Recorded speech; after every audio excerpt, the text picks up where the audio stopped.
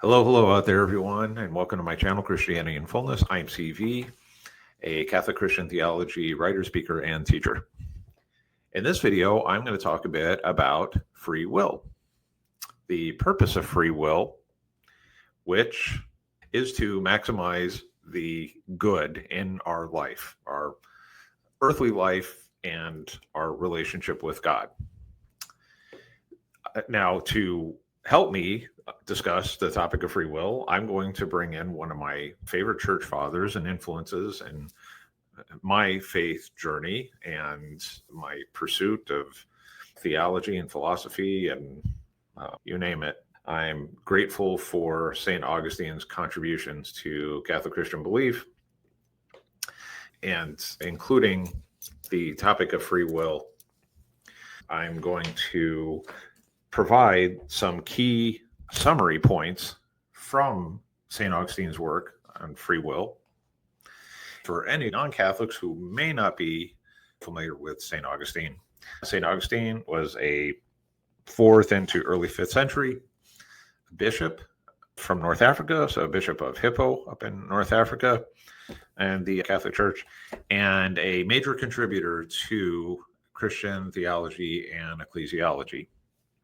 Some of his works include Confessions, City of God, and the work I'm going to feature today on free will. Now, I'm not going to read the entire work on free will.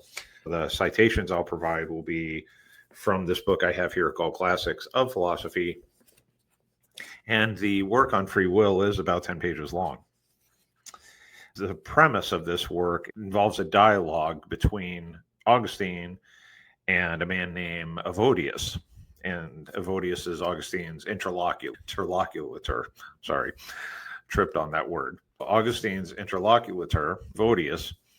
This is actually a common theme we see in some philosophical related works, where you have one individual or two opponents discussing a particular topic and working through the challenges. In this case, Evodius is challenging Augustine on the concept of free will and evil, and why evil exists, and did God create evil, and to understand free will more in depth. Now, reading on free will is a wonderful reminder of how the early church fathers tackled and impressively worked through philosophical and theological arguments that have been redressed today as new atheist talking points. Through modern eyes, these new atheist talking points appear to be revolutionary, like nobody's ever thought of them before, as if nobody had thoroughly dissected and well refuted these same arguments in the ancient world. We find when we study the ancient world in depth and we focus on the church fathers, their writings regarding philosophy and theology, many objections we hear today still, unfortunately and exhaustively to this day, against Catholic Christian belief have already been well resolved, refuted. And it's yet another testament to the church fathers, early contributors to Catholic Christian belief, that their refutations still stand the test of time. The arguments still hold and are useful for conversations in modern day and end the debates. Now, this does not mean that modern philosophers or atheists who have studied philosophy have no stake in the conversation about the big questions in life. Just that much of the chatter we hear in social media, out on internet, thought experiment discussions with friends while having a coffee or beer, or arguments that modern skeptics present, they're oftentimes old hat. So when someone in modern day asks for the 8th trillionth time, why would God allow evil? It makes one want to say, read St. Augustine and get back with me in the morning. Sure, there is room to have some intellectual conversation and discuss the finer points of free will as a topic. It's not that philosophy is a waste of time or theology or going a bit in depth into these topics. But something I mention as a often ongoing point here in my videos is sometimes we have to ask ourselves, how do we separate what is a good faith, sincere argument about, say, a topic such as the problem of evil or free will, and when it's just to debate, just to be maybe antagonistic and try to find a way to win a debate and be annoying. Nevertheless, there is room to discuss critically these subjects within philosophy, including free will, as the answer to the problem of evil. Now, Augustine himself makes a solid case for why God did not create evil and why he allows it. Now, this is where we bring Photius into the picture and in this work on free will. Photius is the poster figure for questions that still unfortunately linger to this day, such as, did God create evil? Why do humans commit evil acts in the first place? And if humans do in fact have free will, and free will can lead to sin, then what causes the will? This is where Augustine enters into the conversation. Augustine makes a strong case for explaining the problem of evil and the necessity of free will and what free will ultimately means. So really what the will means and what's behind the will. Augustine, and when we factor his dialogue with Photius, it's important to get definitions in order when having a conversation with somebody who, say, opposes Christian belief or Christian viewpoint on evil, sin, free will. What? We need to get definitions down. What do we mean? First, what do we mean by God? God is goodness. This is the Christian definition of God, and extends out to philosophy of understanding God, of omniscient, omnipotent. God is existence. God is being itself, existence itself, is goodness, is love. So when we keep this definition in mind of God, then, and if we, for the purpose of this conversation on the definition of goodness, and that God is goodness, the staple definition of goodness is moral perfection in word, thought, and deed. And because God then is goodness, he also manifests moral perfection in word, thought, and deed, which is why it is always important to get definitions in order before moving to a subject such as free will. Can't stress that enough. Get the right definitions in order before proceeding a conversation with an opponent. Keeping this in mind, we just discussed how do we first define God. And in the Christian sense, the definition is established, as I already mentioned. From there, the topic of free will must be addressed independently of God's nature. Now, stick with me here. Augustine, in his work on free will, does so by first establishing God as one who punishes evil deeds. So he's including this in the conversation, and I'm extracting some of this out of the text, so that's not all he says. But what he means is that the deeds must be done by choice before God can adjudicate them and determine whether an action is good or evil. But this isn't the base answer. This is just first establishing some understanding of, okay, evil deeds are committed, or somebody commits an evil act, and then the act has to be committed first. Like, person has to commit evil act before it's recognized as so, as evil act. And God, being ultimately goodness, then is the adjudicator, the judge of what is evil, and clearly apart from good. Now, Augustine understands Photius's dilemma that if God is the creator of souls, then why is he not even partially responsible for the sins that the soul commits? So this is one of Photius's other challenges in the text. He's saying God's responsible, right? He created the souls, and then if the soul commits sin, then why doesn't he have any accountability at all? Further, why does God allow free will in the first place? Any of you ever been asked that question? Why didn't God just make people to not have sin? Like, why not just have his creation perfect? the exact mirror of him, and that's the creation story. That's not the creation story. The creation story is he created humankind to be in a familiar relationship with him and gave us free will to live on earth. And as we're going to learn, what free will is purely supposed to mean. But keeping that in mind, why would God allow free will in the first place?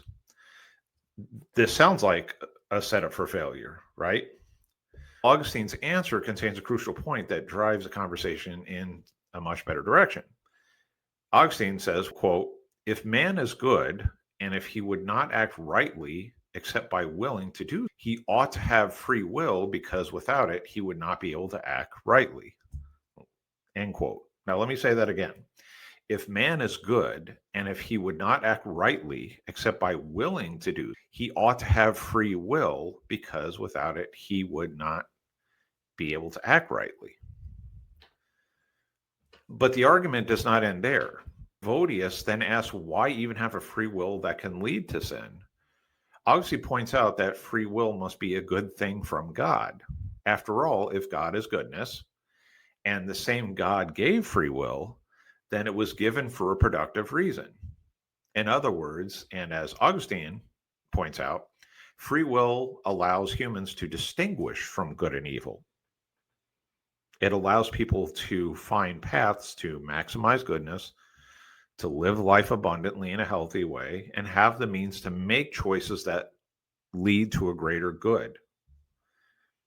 If any of you studied philosophy in some depth, you're familiar with the terms the true, the good, and the beautiful. So free will allows us to know what is good, to be able to distinguish that from evil, and in making choices towards the good, we're maximizing the true, the good, and the beautiful. Our pursuit to live a virtuous life, and in our pursuit, within living that virtuous life, is to make the most of goodness in this world. Now, Augustine summarizes it this way, quote, "An action would be neither sinful nor righteous unless it were done voluntarily." End quote. So again, an action would be neither sinful nor righteous unless it were done voluntarily. So you have to take action to then know the action is either going to be an evil or a good action.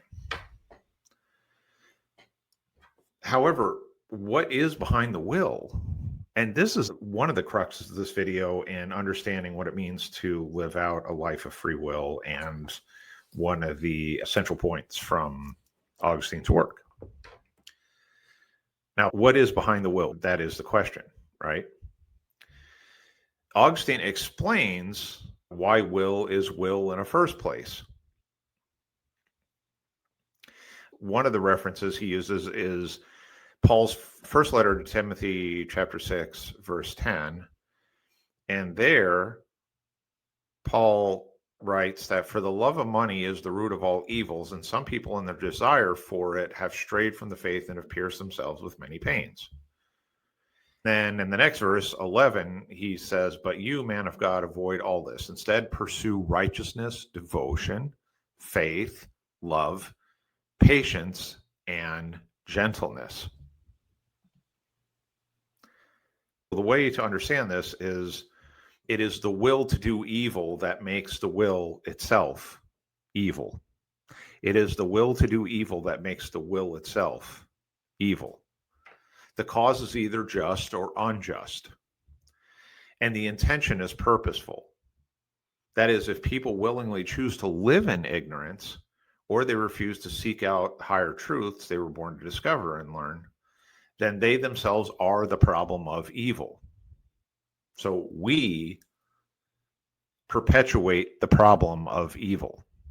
We can recognize, first as Christians, we know that sin is in the world. We inherit the wound of original sin. Yet through Jesus Christ, death and resurrection, we receive salvation from the sin that has entered the world. And if we then live in a cooperative, ever transformative relationship with Jesus Christ, we grow in the work we do, that is our moral obedience, our living out our faith, working through love. Then, and as Paul mentions, we're pursuing righteousness, devotion, faith, love, patience, and gentleness. We're becoming the model of goodness. We're striving for that moral perfection in word, thought, and deed. That is our goal, to grow and be the true embodiment of goodness. And through free will, we order ourselves towards the good. When our conscience and our soul, we order ourselves towards the good to maximize what it means to embrace fully the true, the good, and the beautiful. Augustine sums it up well by saying, and this is later in his conversation with Evodius, if the soul neglects to advance by means of good studies and piety, it justly falls into a graver state of ignorance and struggle. We're here to strive to live and be good, not just be good and that we can be good and without God's grace, or that we can just be good and not be a Christian, not be in a relationship with Jesus Christ.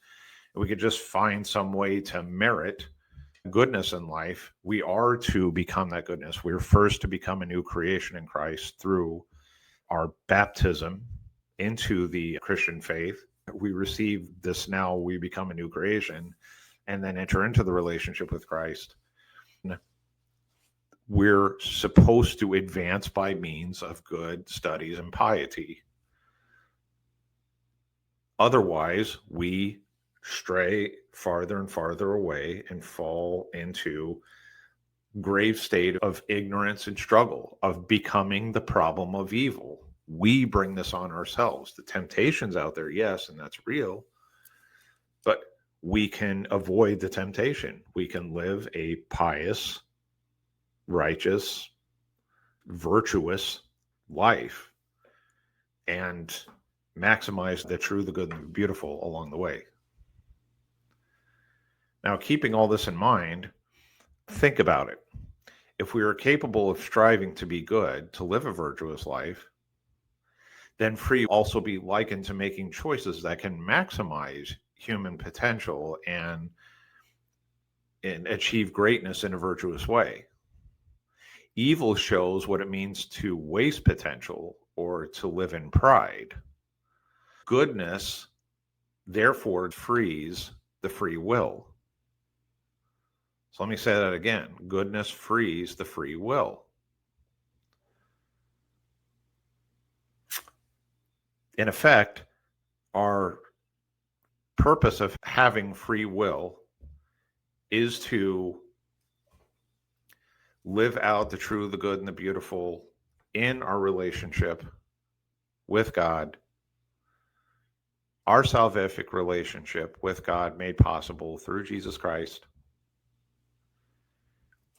and our free will to know that we can recognize good from evil, that we see that if we order our will towards evil, then we are a slave. In fact, Augustine discusses this as well, of this idea of becoming a prisoner of our own devices. We're actually no longer free because we're imprisoned in our own vices and disordered desires, just living for us and like being severely addicted to a drug of always wanting to get that high, that instant high, but then knowing that you are a slave to it. You're a slave to your disordered desires, your wrong, corrupted thoughts and feelings. Yes, you have the freedom to order your will towards an evil lifestyle, of thinking that you know what's better for yourself than God does, that you should live according to your desires, how you want to love, how you want to feel, how you want to live your life, and just totally on your terms, and you're going to decide what's good and evil. Yeah, you have the free will to do that, but then your will is severely disordered. It's corrupted. It's broken.